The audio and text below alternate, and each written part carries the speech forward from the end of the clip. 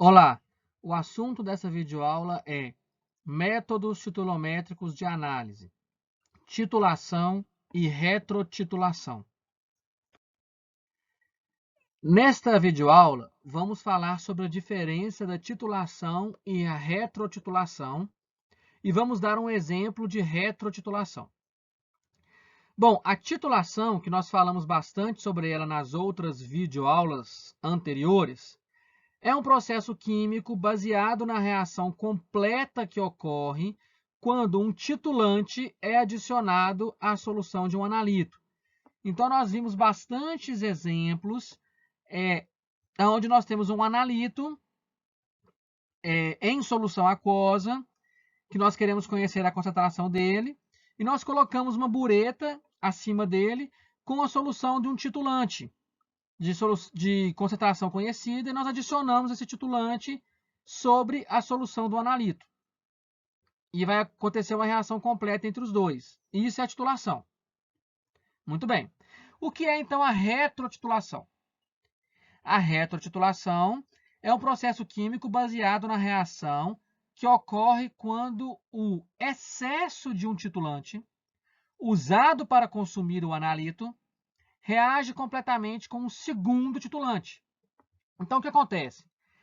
Eu uso a retrotitulação em situações onde, por algum motivo, eu não posso usar a titulação. Então, o que acontece? Eu pego um primeiro titulante, coloco ele em quantidade muito grande para consumir o meu analito por completo. Então, eu pego um recipiente qualquer, coloco o meu analito, adiciono sobre esse meu analito o meu primeiro titulante em quantidade muito grande. Aí esse titulante vai consumir todo o meu analito e vai sobrar ainda uma quantidade de titulante.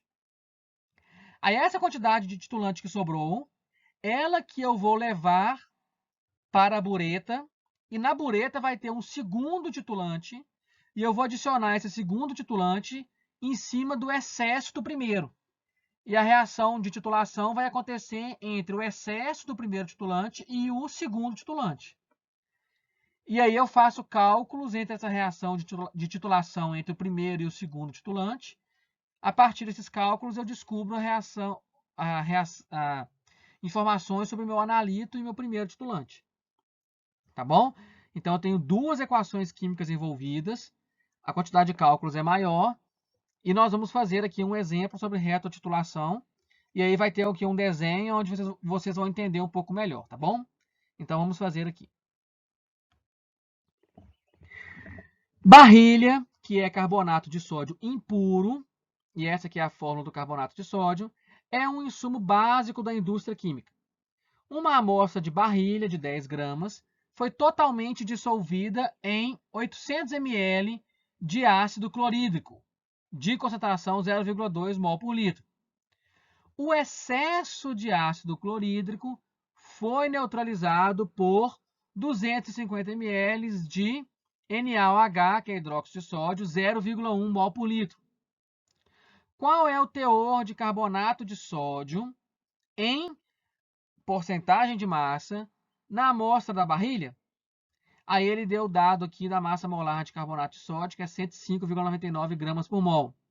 E ele deu também a equação da dissolução da barrilha, que é Na2CO3 mais 2 mols de HCl, produzindo 2 mols de cloreto de sódio, mais 1 mol de gás carbônico e 1 mol de água. Vamos lá. Vamos montar aqui o desenho do exercício para nós podermos resolver a partir do desenho. Então, vamos lá. Vamos ler de novo e montar o desenho. Barrilha, que é carbonato de sódio, é um insumo básico da indústria química. Vamos lá. Uma amostra de 10 gramas de barrilha. Então, aqui, ó, 10 gramas de barrilha que tem carbonato de sódio e outras impurezas junto, então 10 gramas dela, foi totalmente dissolvida em 800 ml de ácido clorídrico, 0,2 mol por litro. Então, dissolvida quer dizer que eu adicionei em um recipiente e dissolvi, ou seja, uma coisa aquosa, né? Uma solução aquosa aqui, dissolvida em 800 ml de ácido clorídrico 0,2 mol por litro. 800 ml ácido clorídrico 0,2 mol por litro. Tá bom? Dissolvido aqui. Então, esse aqui é o meu primeiro titulante. Então, eu coloquei uma quantidade grande de ácido clorídrico, 800 ml, e ele reagiu completamente com a minha barrilha, dissolveu a barrilha. A reação está aqui, ó. Ácido clorídrico reagiu por completo com a barrilha. Então, eu coloquei uma quantidade grande. Então, eu coloquei ácido clorídrico para reagir com a barrilha e para sobrar ainda. Então, ó, o excesso de ácido clorídrico que sobrou foi neutralizado por NaOH. Então, o meu NaOH é o meu segundo titulante. Então, olha só, sobrou um excesso de ácido clorídrico que foi neutralizado. Olha só, sobrou um excesso de ácido clorídrico que foi neutralizado numa titulação. E nessa titulação gastou o quê? Ó, 250 ml de NaOH 0,1 mol por litro. Tá bom? Então, o primeiro titulante foi o HCl, que reagiu com o meu analito. E o segundo titulante foi o NaOH, que estava na bureta, que reagiu com o excesso do primeiro titulante. Então, toda vez que falar excesso, quer dizer que é retrotitulação. Bom, alguma coisa que reagiu com o meu analito e sobrou um excesso. Isso é retrotitulação. É esse excesso que vai participar da titulação aqui com a bureta. Tudo bem? Então tá. Qual que é a pergunta? É o teor em porcentagem de massa. O teor de carbonato de sódio em porcentagem de massa aqui. Então, a pergunta está aqui, ó.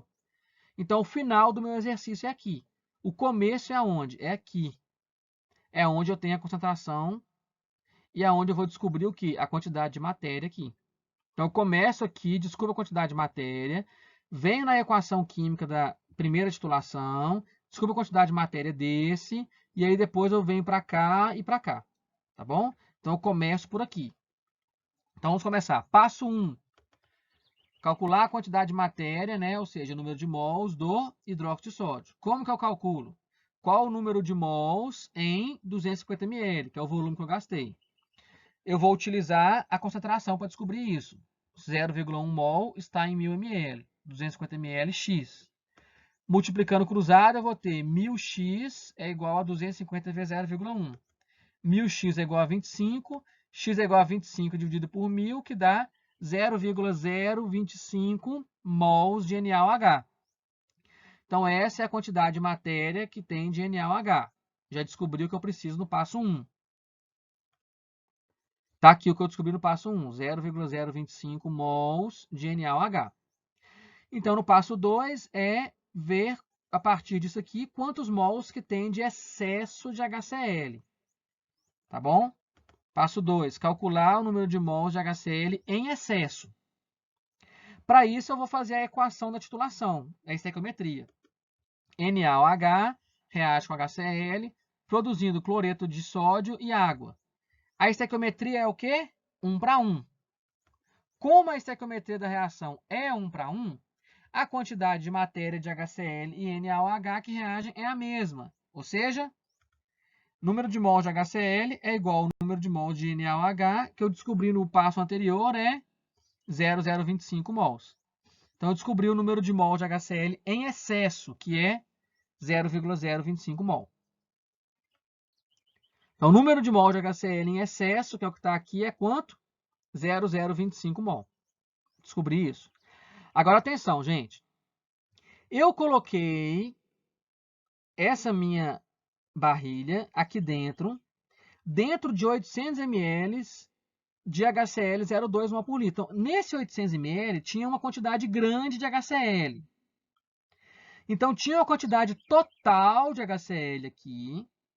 Desse total, um pouco reagiu com o Na2CO3 e um pouco sobrou. Eu já sei o tanto que sobrou. Agora eu quero saber o total que tinha de HCl aqui e também o tanto desse total que reagiu com o Na2CO3, que é isso que é o importante. Tá bom? Pegaram a ideia? Então, a primeira coisa que eu vou saber agora, o próximo passo. Quanto que tinha de HCl nesse 800 ml? Isso é o quê? O número de mols total de HCl. Tá legal? Então, vamos lá.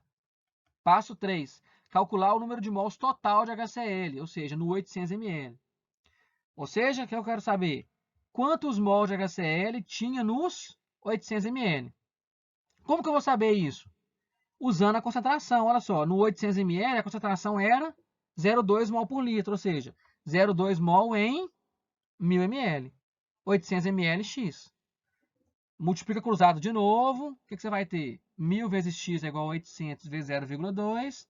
1000x é igual a 160. X é igual a 160 dividido por 1000, que dá 0,16 mol de HCl.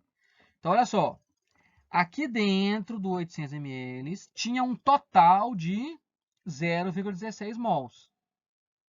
Desses 0,16 mols, uma parte reagiu com o Na2CO3. Aqui, ó, HCl reage com o Na2CO3.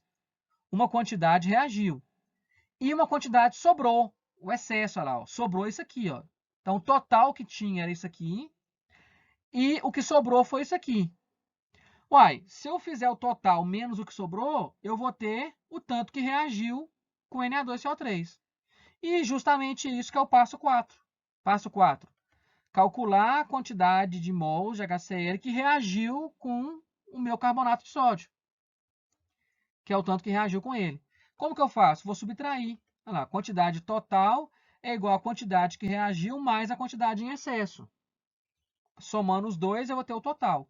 Se eu quero saber só a quantidade que reagiu, eu vou fazer a quantidade total menos a quantidade em excesso. Eu vou tirar o excesso, né, o total menos o excesso.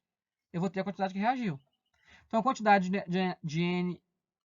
de HCl que reagiu é o total, que é 0,16, menos o que sobrou. O que sobrou é 0,025. Se eu fizer 0,16 menos 0,025, eu vou achar 0,135 mol. Então, esse é o número de mol de HCl que reagiu com o Na2CO3 aqui, ó. A quantidade de HCl que reagiu com o Na2CO3 foi quanto? 0,135 mol. Agora sim, se eu descobrir quantos mols de HCl que reagiu, eu vou usar essa equação para descobrir quantos de Na2CO3 que tinha aqui. Ó.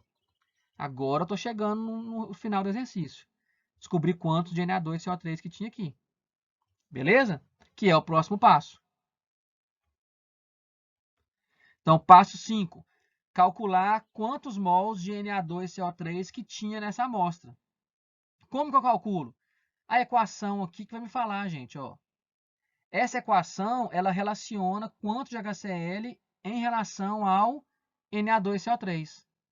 Olha só, o que a equação me diz? 1 mol de Na2CO3 reage para cada 2 mols de HCl. Isso é estequiometria. Tá bom? A estequiometria da reação não é 1 para 1, é 1 para 2. Então, a quantidade de matéria que reagiu de HCl, que eu descobri no anterior, não é igual à quantidade de matéria do Na2CO3. Não é a mesma. Eu tenho que fazer uma regra de 3 para descobrir. A quantidade que eu descobri no anterior, 0,135, era a quantidade de HCl. Aí, qual que é a proporção que eu tenho aqui? Ó? 2 mols de HCl reage com 1 mol de Na2CO3. É o que a equação diz. Ó. 2 mols reage com 1 mol. Tá bom? O que eu descobri no slide anterior? Eu descobri que a quantidade que reagiu de HCl era 0,135. Então, se reagiu 0,135, esse 0,135 reagiu com quanto de NaCO3? X. X, entendeu? Eu já sei que 1 reage com 2. Só que não tinha 2 de HCl, tinha quanto? 0,135 reagindo. Isso equivale a X. Aí eu multiplico cruzado, eu vou ter o quê? 2 vezes x é igual a 1 vezes 0,135. Aí o resultado disso é x é igual a 0,135 dividido por 2, que é 0,0675. Ou seja, 0,0675 mols de Na2CO3. Então, ou seja, aqui dentro tem 0,0675 mols de Na2CO3. Descobrimos quanto que tem de Na2CO3 aqui em mols.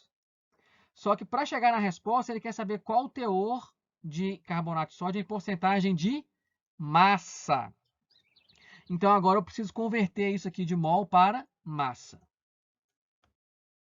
Então, o que eu descobri foi a quantidade em mols de carbonato de sódio nesses 10 gramas. tem que converter agora para massa. O próximo passo é calcular a massa de carbonato de sódio nessa amostra impura. Como que eu calculo? Ora, eu quero saber, esse 0,0675 que eu descobri, quanto que ele seria se fosse em massa, ou seja, em gramas. Para isso, eu uso a massa molar. A massa molar está aqui, ó. A massa molar me diz que cada 1 mol tem 105,99 gramas. Então, agora eu multiplico cruzado. 1 vezes x é igual a 105,99, que multiplica 0,0675. X é igual a 7,1543. Então, ou seja, 7,1543 gramas de Na2CO3. Agora sim, gente. Agora eu estou chegando na resposta. Desses 10 gramas, 7,1543 que é mesmo carbonato de sódio.